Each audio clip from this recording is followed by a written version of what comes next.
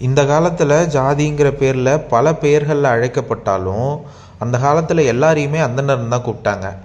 அப்படி அந்தணர் அப்படின்னு சொல்லப்படுறவங்க எப்படி இருப்பாங்க அப்படின்னா, பல விஷயங்களை கற்று தேர்ந்து எல்லா உணர்ச்சிகளையும் எப்படி கட்டுக்குள்ளே வைக்கணும், தன்னோட ஐம்புலன்களையும் எப்படி கட்டுக்குள்ளே வைக்கணும், அதுக்கு எப்படி என்னென்ன எல்லாம் பண்ணணுங்கிறது எல்லாத்தையும் படித்து தெளிஞ்சு கற்று எக்ஸ்பீரியன்ஸ் ஆகி வந்திருப்பாங்க.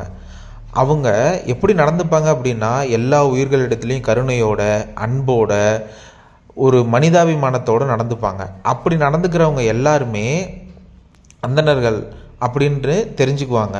ஆனால் அந்தணர்கள் அல்லாதோர் இருக்கிறாங்கல்ல, அதாவது வாழ்க்கையில் அந்தணர்கள் இந்த ஃபேக்டர் சொன்னேன் இல்லையா, அதுக்கு ஈக்குவலாக யார் யாரெல்லாம் நடந்துக்கிறாங்களோ அவங்களும் அந்தணர்கள் தான். அதாவது அவங்களும் இவர்களுக்கு நிகரான உயர்வானவர்கள் தான் அப்படின்னு திருவள்ளுவர் இந்த திருக்குறளில் சொல்கிறாரு. இதை கேளுங்களேன்.